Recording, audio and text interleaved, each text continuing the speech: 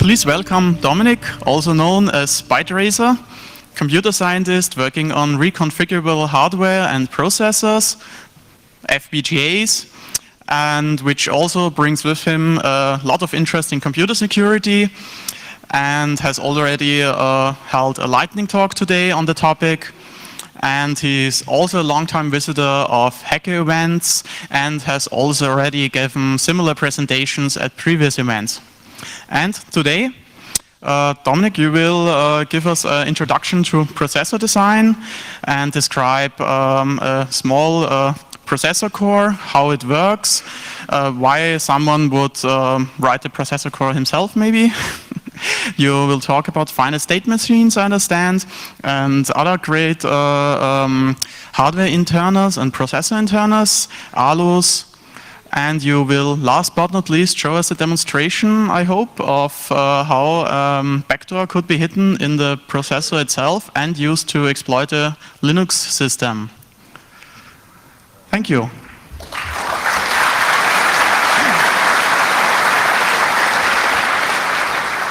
Okay, can everybody hear me? Okay, thank you very much for this introduction. Welcome to my talk. I'm amazed how many people are in here. So, well, we just start because we have only a few time. Well, I'm a research assistant here at the Helmut Schmidt University in Hamburg. I normally work with runtime reconfigurable systems, system hardware which can change during runtime of some computations and so on. In my spare time, I like to program FPGAs, like hacking. I work a lot with VHDL, Perl, Linux, and last but not least, I do rowing. If you want to contact me afterwards, you can just use this contact information, and you certainly will reach me. A handout for this talk is available on my homepage. I think you could have seen that in the Fahrplan. Later in the talk, these handout might help to follow some simulation I do on the slides. I will start by some small introduction. I will tell you what you need to... No? Okay. I just forgot my mic.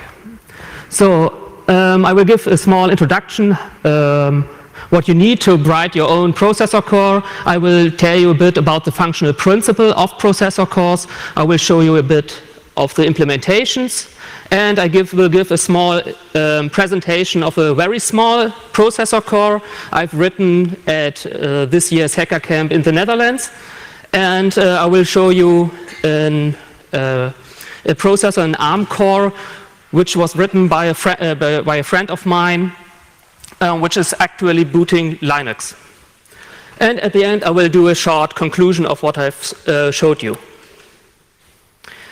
This talk is just an introduction.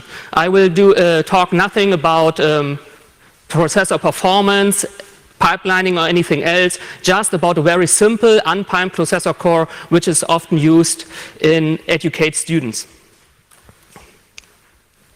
So the first thing you can ask is which requirements are the requirements to build a processor core. What do I need if I want to do it at home?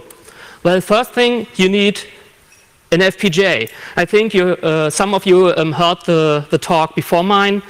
It was about FPGAs, different FPGA boards which are available for the hacker community. Here you can see a small fraction of boards which are available, with which I've worked. They are from cheap to expensive ones. I think the small one at the bottom just costs 50 euros, and the very big one at the right, it's a prototyping board where you can fix everything you ever want. It just costs 10,000 euros. So you have everything from small to big, from cheap to expensive. You can see on some of these components, on some of these boards, a lot of external components like RS-232, SD-RAM, LCD displays, DVE, or anything else, everything what you want. So we just start with a small one, and what you always need is a serial cable because you need debug. You always need debug. Debug is very, very, very important. And there's no other way to get simple, very simple debug code from out of the FPGA just to use a serial cable. The next thing you can use is a logic analyzer. A logic analyzer always is very big. You have to connect it to a lot of pins, and well, it makes your life very hard. But at the end, if you do not get enough debug code out of the serial cable, you will just have to use a logic analyzer. The next thing you need is some knowledge about some hardware description language. There are some hardware description language available. Verilog is one and VHDL is the other one. I personally prefer VHDL. And for VHDL, there are some very nice documentation and tutorials available at the University of Hamburg. I have put some the URLs on the slides, so you can afterwards look at them if your knowledge about VHDL or Verilog is not good enough to write processor cores. May I ask how many of you have experience with VHDL? Okay, that are some. That's cool. So the next you need is some starter knowledge about processor design. That's the topic of this talk for the most half of the talk. So how do you write a processor core? What do you need? First of all, a processor is never running alone. In most cases, you don't have a processor and it's just the processor. You always have some RAM, some random access memory, and some kind of device where you can output your data or you can input your data. In this case, we are just talking about some von Neumann architecture. You have instructions and data in the same RAM. You see it on the left side. And you have a serial device connected with memory mapped I/O to the same address and data bus. Another architecture you can have is Harvard architecture. There is the instruction RAM and data RAM are completely different RAMs. That's a bit more secure. So you can see that I highlighted a register file into the processor core. A processor always has some very fast storage memory inside the processor, so it can calculate very fast and does not need to access RAM on any time it wants to execute an instruction. This is an instruction set of the processor core I described here. There are not very much instructions. If you look at the instruction set of an ARM processor core or an x86 processor core, it's much more instructions. These are just the essentials, just some instructions you need to get a processor core running. Why I give you the instruction set before designing the processor, I will explain later. In the handout, you can see this instruction set also, so you can follow the next slides more easily. You see at the top the LE instruction. It's for load immediate. With this instruction, you can load some value into the internal register file of a processor core. It's just to get any data into the processor without loading from memory. Another instruction is the add instruction. I think all of you know that. You just add two registers, two values from the registers in the processor core and save the result into another processor core. You can see it. There's an add, a destination address of the register, and operand 1 and operand 2. And it's just an addition. Another instruction we need on the next slides is a jump 0 instruction. You see it at the bottom. It's jumping to another address in the source code, in the assembler code, in the RAM, if the last operation has returned a 0 value. So if you add two values and the result is 0, for example, if you add 2 zeros you can jump with jump 0 to another address. The last instruction I will explain is a jump instruction. It's an unconditional jump. You just jump to the address assigned as a parameter, and the code execution starts from that on. We start with a very small C program. It's a very simple multiplication without command line parameters. Some of you will notice that I have left everything unnecessary away. We just want to add a 5 and a 6 and want to save the result in the result variable, and we are just doing it with a for loop. The next step everyone uses if he's writing C code is he's just running the compiler. We will do that by hand. We will compile without optimization, because if we would turn on optimization, the actual assembler code would be empty. And because we output nothing, we just save something in some register and there's no output, so the compiler would just drop everything. You can see that the first line in the C code is mapped to the first line in the assembler code, and it's just doing an load immediate. So we just load the 5 into the first register. This means the one here, the first register, not the register 0, register 1. We load a 5 into it. And the next steps are very similar. Here we just select the next register and load the 6. And because we have the result variable and we initialized it to 0, we just do that with our third register too. The next step is we have to implement the loop. The loop is just implemented with another register where we put the 1, because we want to increment every loop with a 1. So we have to put the 1 into the processor core so we can do the computation.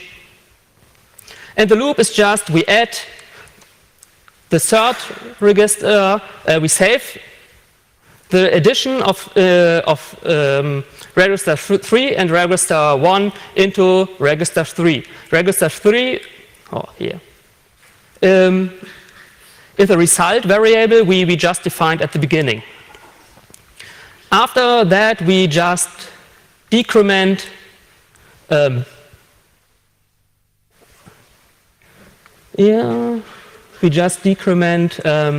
here. We have copied the first operand to another register so we can modify it without losing the parameter. So I've done that with an add, because we have no move instruction in our instruction set, so we have to add a 0 to save it to another register.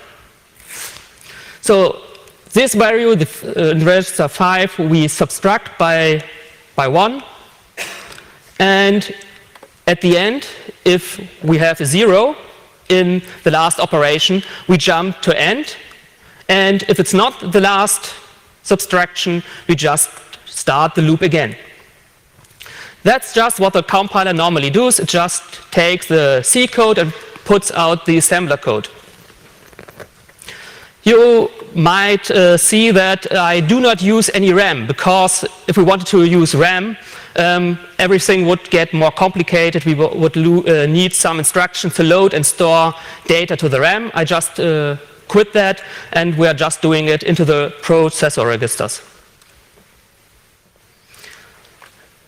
Processors normally only understand binary numbers. You cannot just say, hey, here, do an add. You have to encode it in some kind.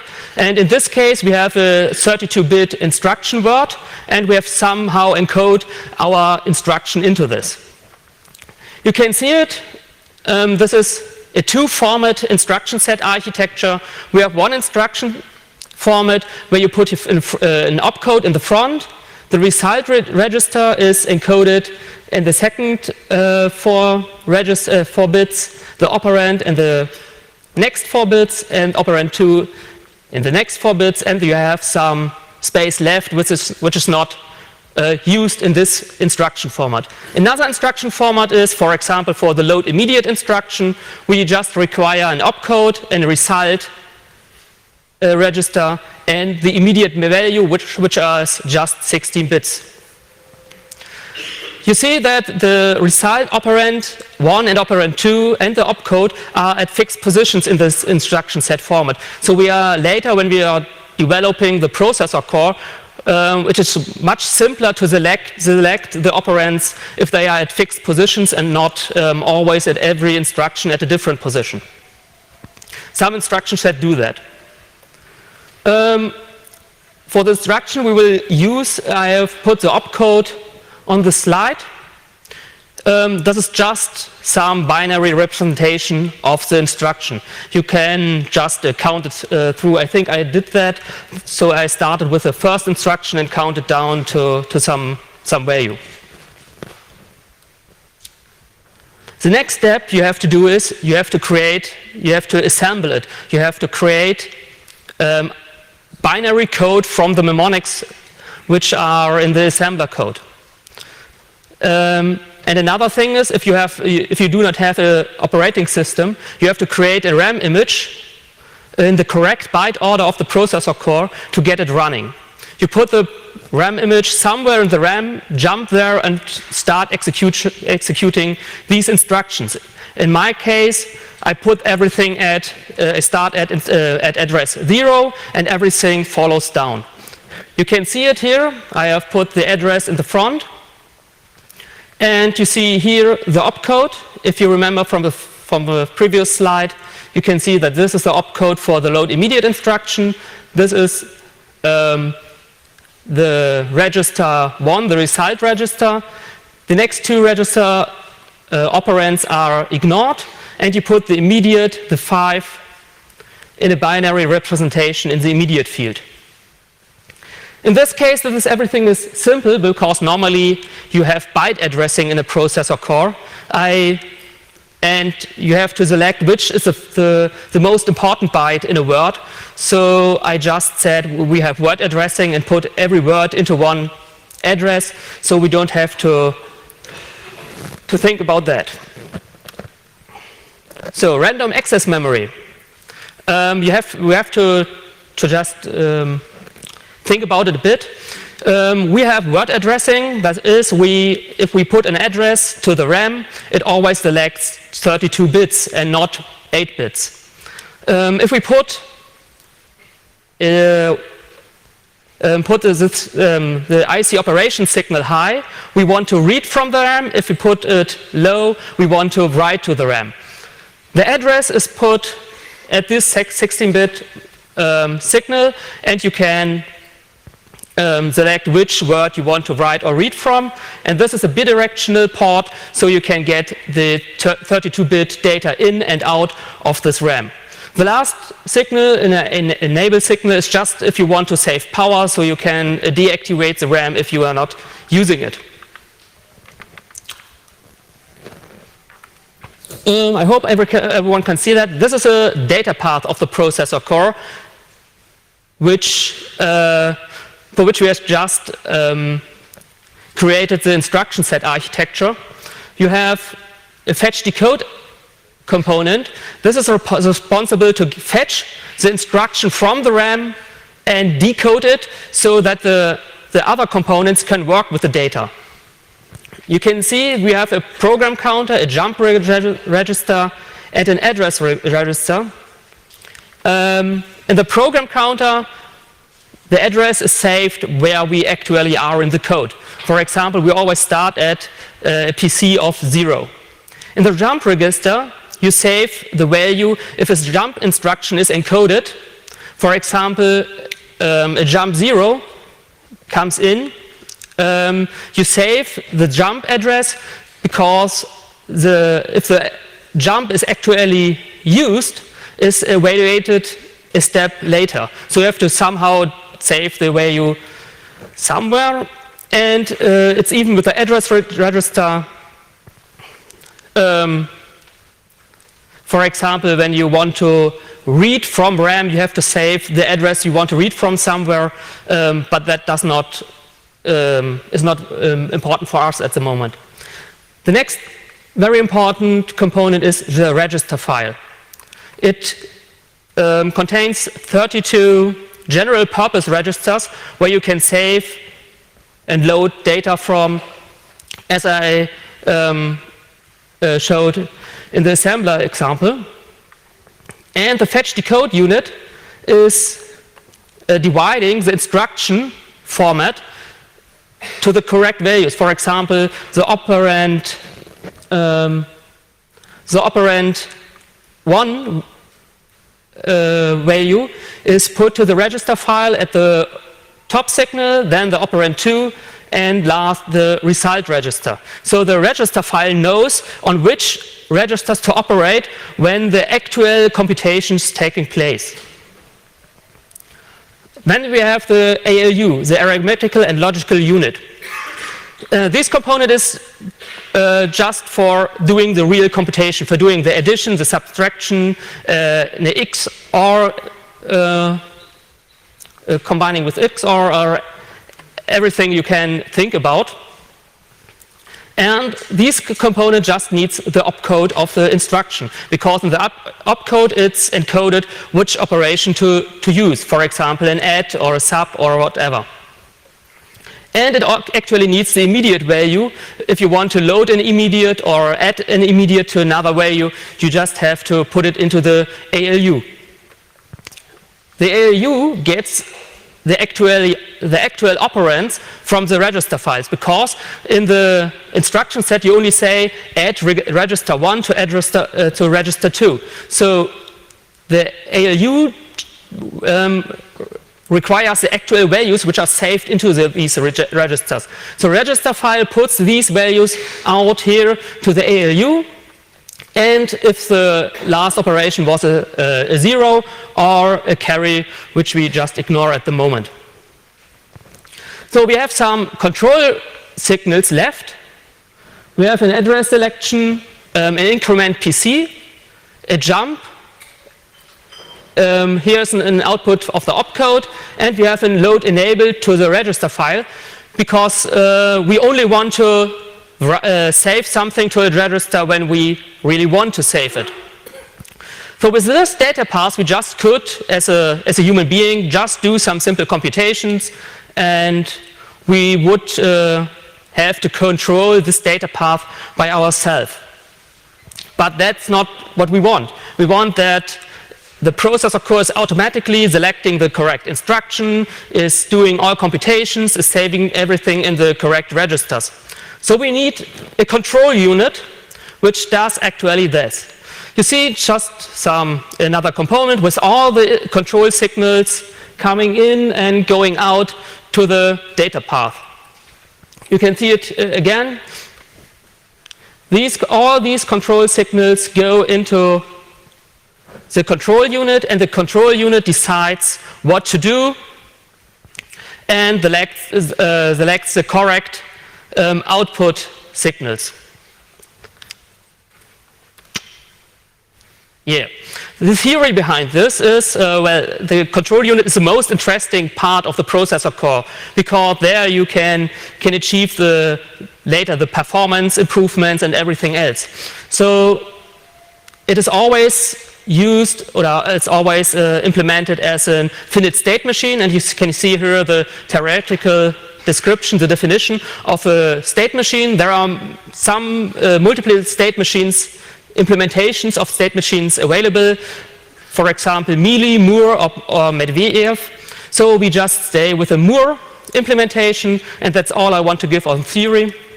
So we just switch to an example finite state machine graph. We have a start state at the top. It jumps to the load state. In the load state, the processor core fetches instruction from the RAM and just holds it for a step. In the next step, we jump to the decode stage. We cannot jump to any other state. We just go to the decode stage. In the decode stage, we just put the right signals to our register file, to our ALU, and so on. And in this case, we decide in which next state we jump according to the opcode we have. If you have a a jump instruction, for example jump 0, we have to check if the opcode is a jump 0, and we have to check if our last instruction has the last result was a 0, and then we jump to this state, and otherwise we jump to execute the actual instruction. Now we come to a small simulation of this processor core. You see the data path I displayed earlier, and you see the RAM on the front. The simulation is also in the handout, so you can better follow these slides. And at the bottom you have the control unit. You see at the moment we are in the state load. We want to load some data from the RAM, and the first instruction we want to load is at address 0 because the program counter is set to 0. The first instruction is at the top here. It's a load LE of the 5 into register 1. And you can see nothing happens at the moment here, just only the control unit puts, we want to read from the RAM, we want to enable the RAM, and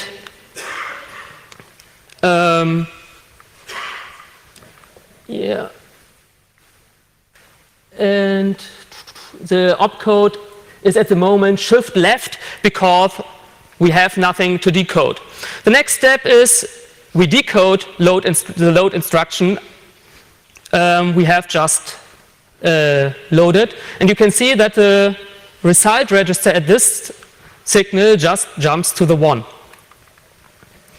And that here the opcode for the instruction, what we want to do is jumping to the LE. So we have now decoded the instruction, the data path knows what to do, and in the next step we are doing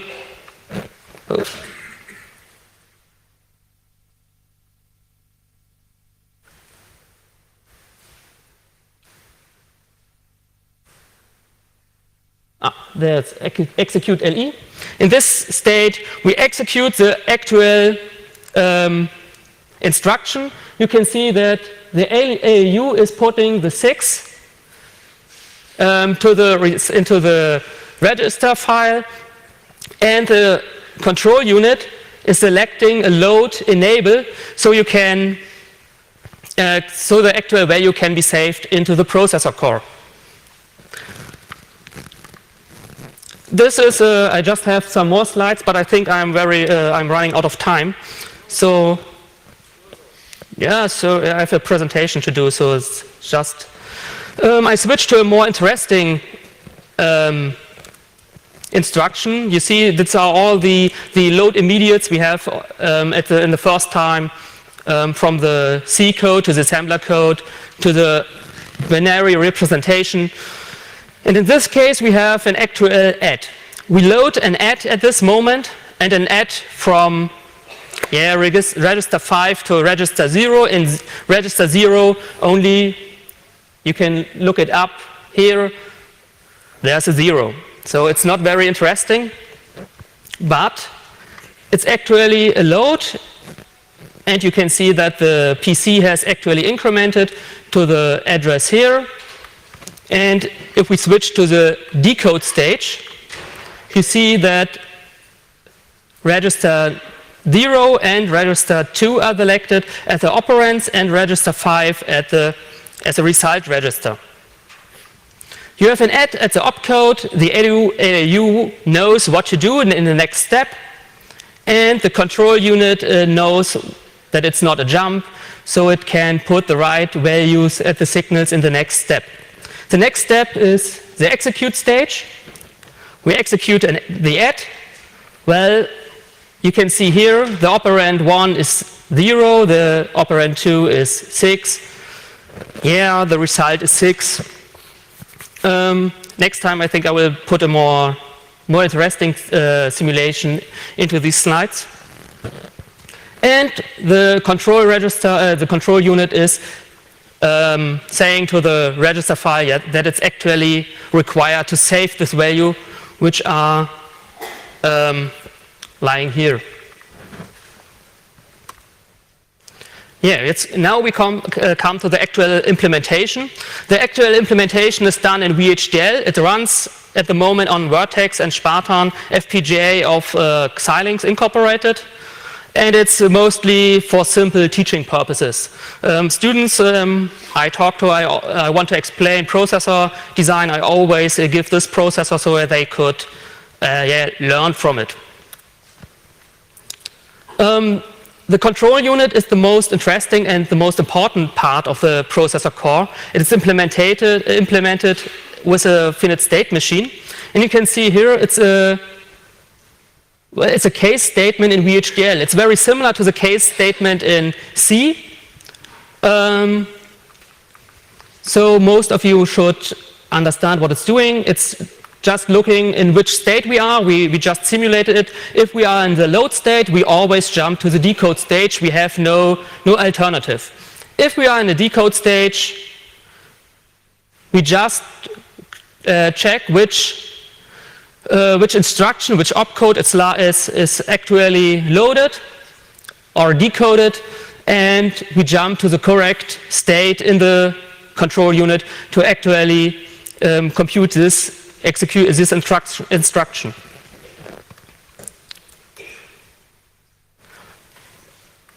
This is the output part of the control unit. You have seen that the actual values of the control unit change in every state. And in this case, I just show when we are in the load stage, we select that the RAM, we want to read from the RAM. We do not want to write to the register file. We want the RAM enabled because we want to read from it. We do not want to decode an instruction. The OC load instruction is actually an OC decode instruction, and we don't want to select the next PC, but we want to select the address that it's the address in the PC onto the address bus. In the decode stage, it's a bit different. We do not require the RAM, so we can disable it to save some power or anything else, and set the other signals in addition according to the decode stage. This is actually the complete implementation of the register file. It's just some part of the entity description VHDL is missing. So we have just 32 registers, and on every clock tick, every processor core is running at a certain clock speed. So at every clock tick, if we have a load enable, we save to the register file, and if we have no load enable, we do not do anything, but we put always the selected register file to the outputs, and everything is fine. Yeah, now I wanted to do a small presentation. This processor core I just introduced is running at 30 megahertz on a Vertex 5 FPGA. I have just put here in the front. I have a self-written assembler in Perl for it because there is no assembler for this kind of architecture, because I just made the instruction set up for myself. So I have to think about an instruction set, about an assembler. So now I hopefully would get it running.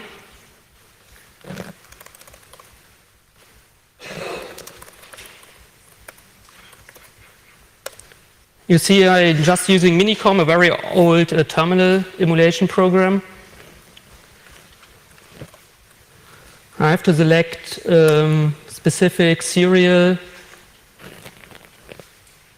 values here.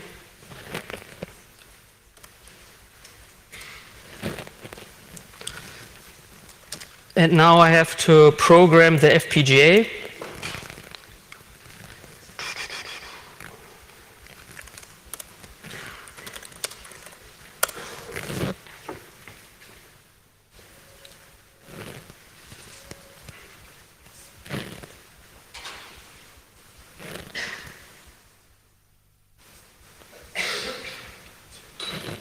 Yeah, and you see, well, just a simple output where you can say, well, that's my Arduino and my Raspberry Pi can do that very much faster and much more, yeah, well, easier. Yeah, but this is running on my own processor core. I have wrote it myself, so it's named Giraffle processor core because I was a member of the Giraffle village at the last camps. So, and next I want to show you is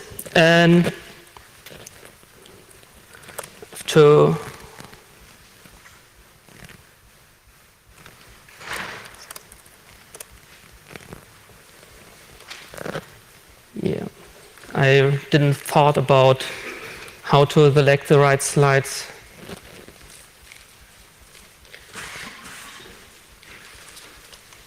So,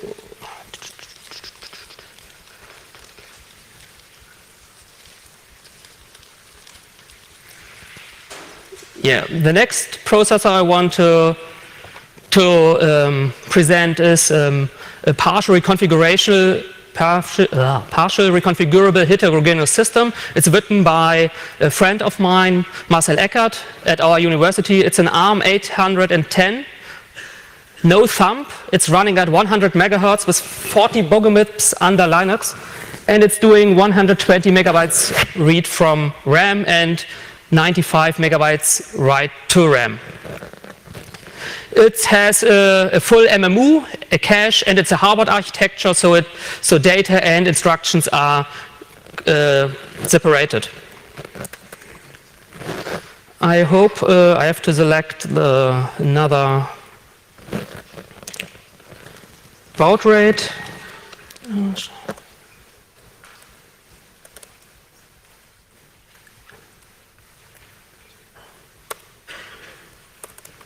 So you won't see the whole boot process because the DVE adapter, it's not working with a beamer here. So I can only show you the first steps of the boot process. You can see here the ARM booting the Linux kernel.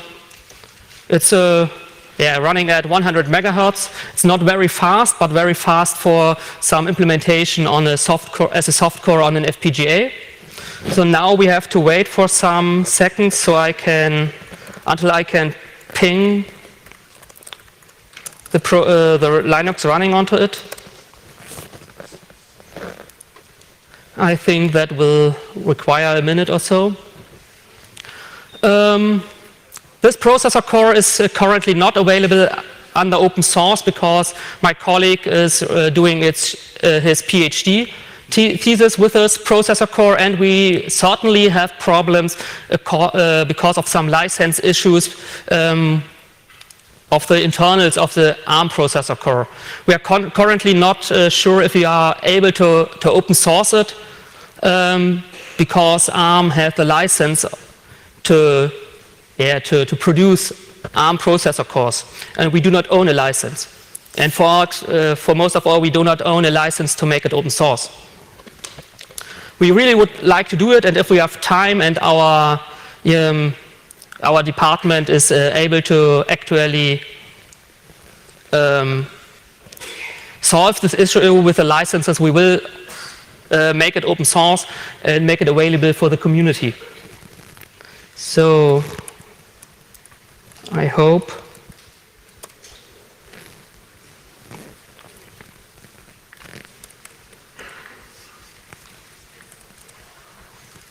it's currently running a Linux, Debian Linux, and I hope the CF card is very slow, so the boot process requires a lot of time because it wants to delete from the temp directory and so on. What I want to show you is this processor core is just as any other processor core. It's just written somewhere, and if you add some lines of code, this is the execution stage of the ARM processor core I can show you. And if you look here, there's some backdoor code. If you look and compare it to the rest around it, you won't notice any great differences. This is just an operation. It checks if a certain operation is selected in certain operation, and if the PC is a part of this operation. For example, in ARM, you can add in register to shift the second operand about some bits according to the value in this last register. And ARM documentation says, please do not use the PC at this register. So we just check if we use this the PC at this position, and we jump from the normal user mode of the processor core in security mode or in system mode and disable or interrupt so we won't interrupt it by the operating system. So I hope the processor has booted, the system has booted. I think it's better. Yeah. I just put it here.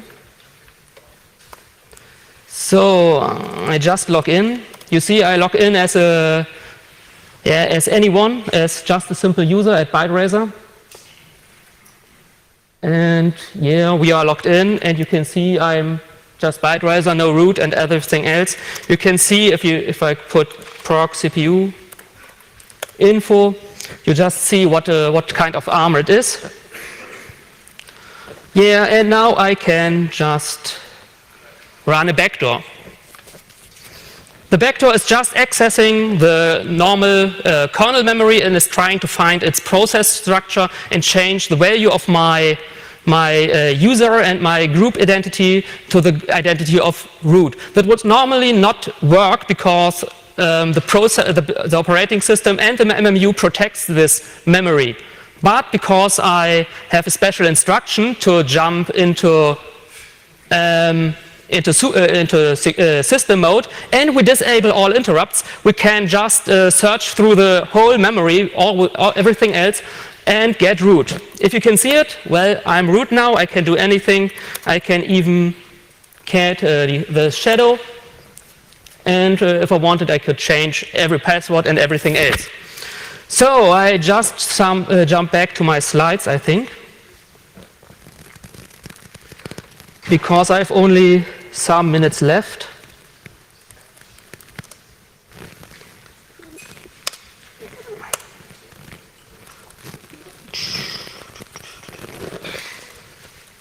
Yeah, sometimes I knew how to get the overview in Impressive to select the correct slide, but currently I think I'm too nervous to find it. So I have to go through all my slides.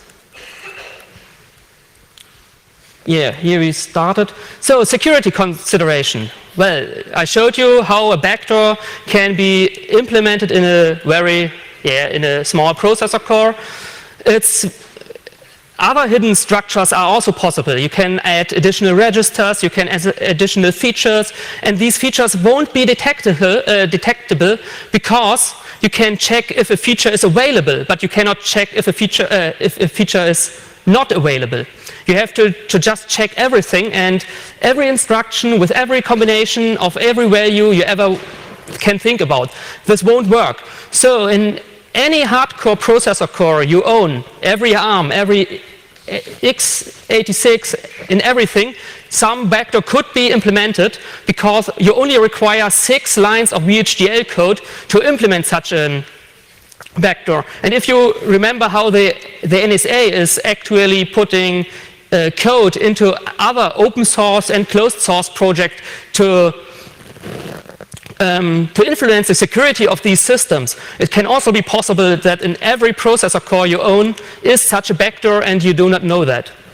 And you cannot fight against it in software because it's in hardware, and the hardware only needs to deactivate all interrupts, and it's just running one program alone on the core. So why should I build my own processor core? Well, it's not simple to build one, but a lot of other processors exist, but yeah, we can get independent from the major processor manufacturers. We can, yeah, you know the code of the processor core you wrote. You can find backdoors because you know the code. You can make it open source. You can share it with friends. You can add crypto functions if you want it. You can add everything you want. Every instruction you need, you can just put it into it and use it, and everything is fine. So, yeah, so everyone can write his or her own processor core. Hardware could be compromised, and yeah, I just want to motivate everyone to start writing open source processor cores. Yeah, and thanks for the attention. Questions?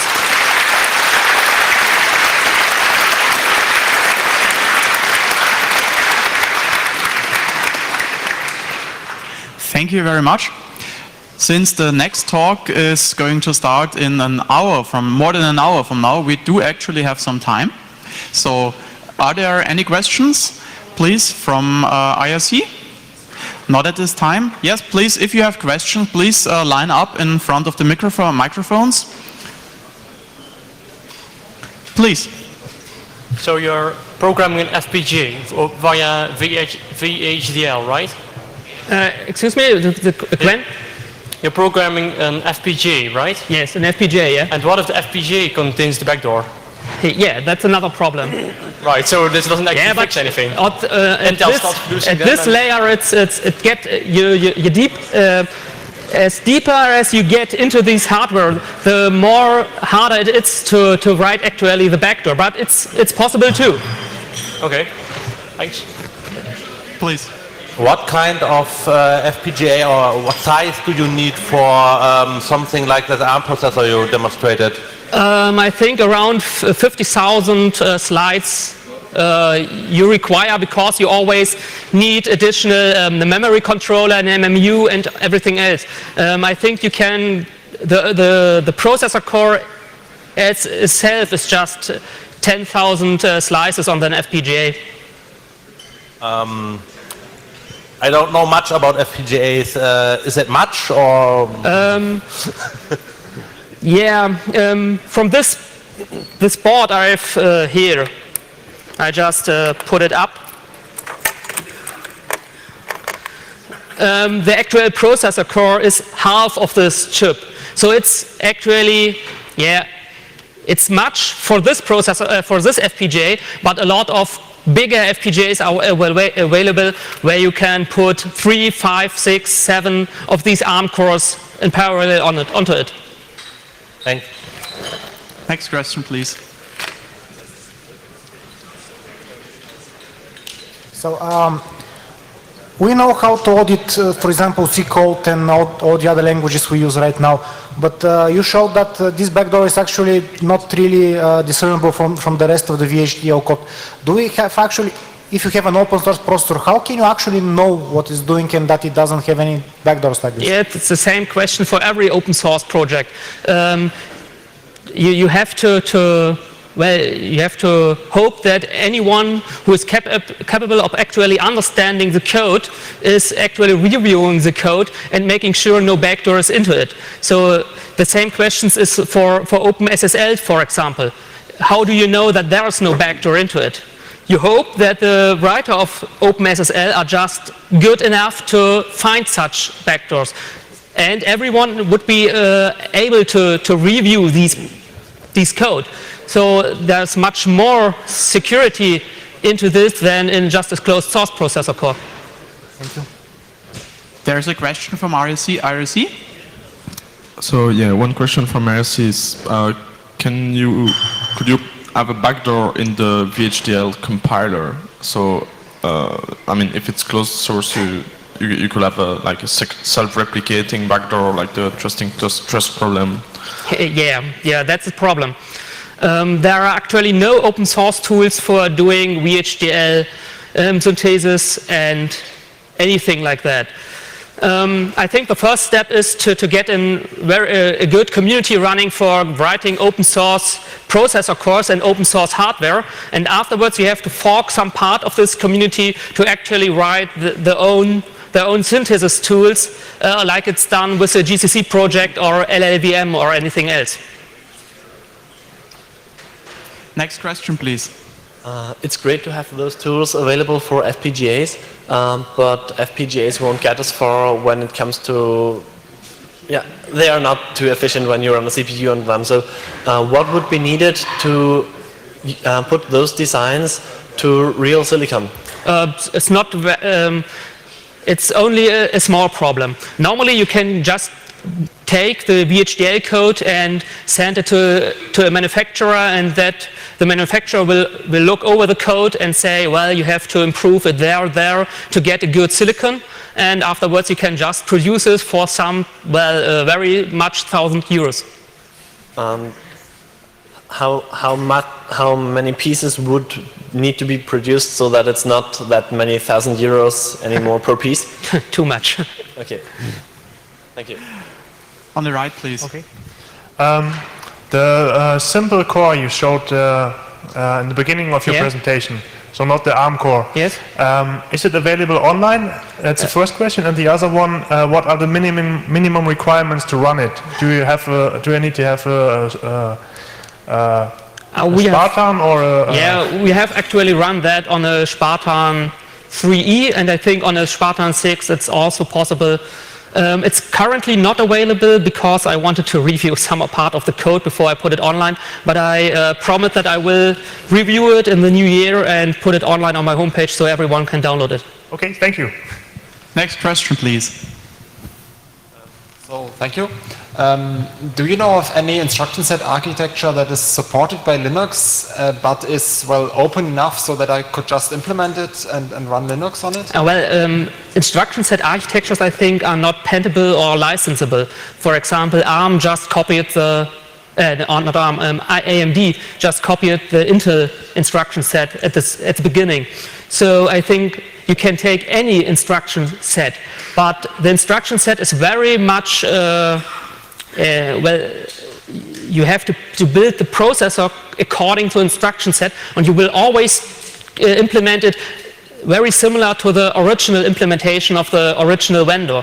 So every time you do that, you just have to make sure you are not using any patented or licensed hardware description.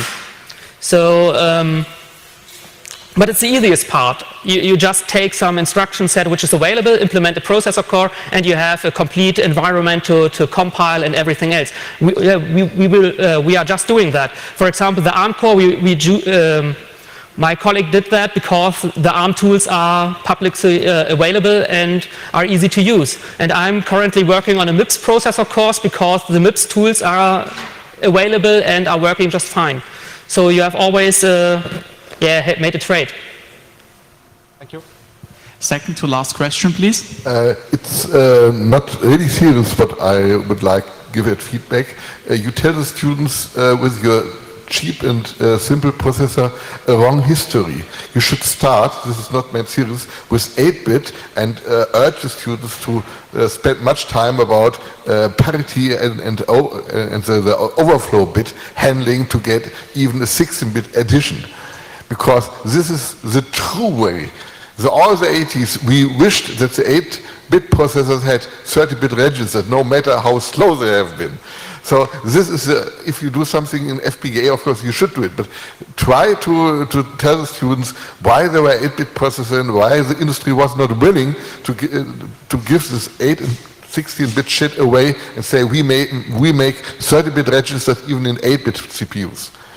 This would be a wish. If you have the time with the students to do that, you could do that, but mostly we have one trimester to teach the students how to work with the processor core from the ground up, so we do not have the time to start, well, with the 8-bit processor core.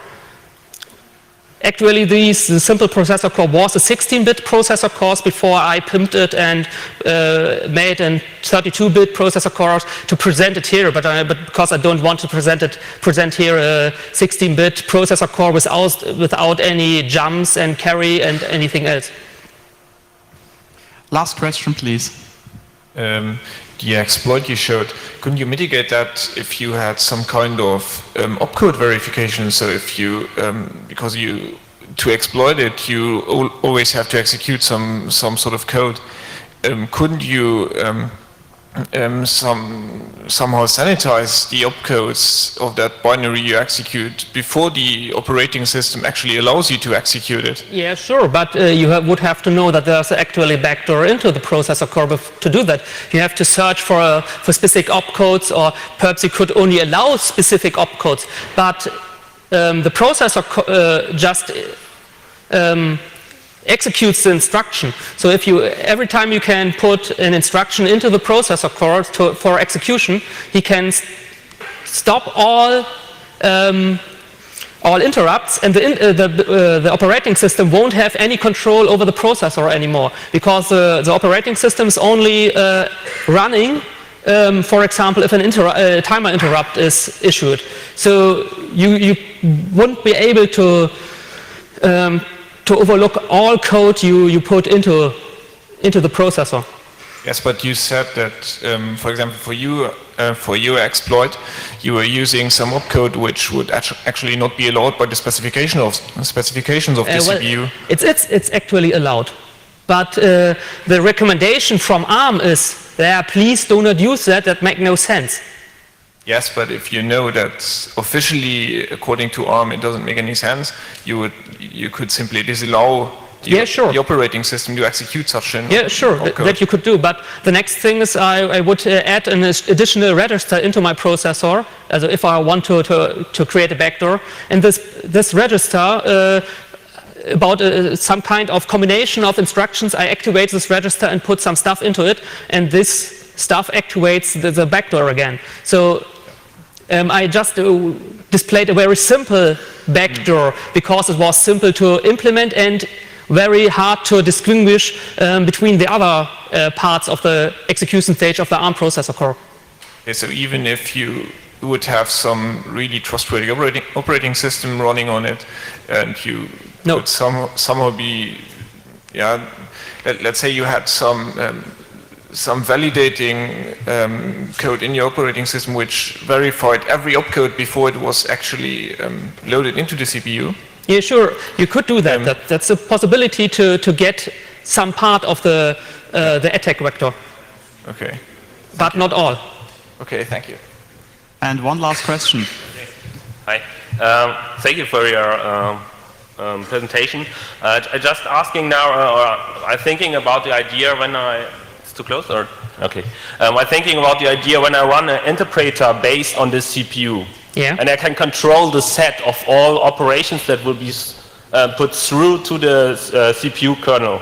Is it then possible, because then I have a blocked set of operation codes, because I put an interpreter on it, and I only allow the user to run code in the interpreter, and then I can block all kinds of operation codes that I have not scanned. Okay, is this possible? I think it would get harder to get some backdoor code through, but you could think about that a combination of instructions you issue to the processor actually activates the processor, the backdoor.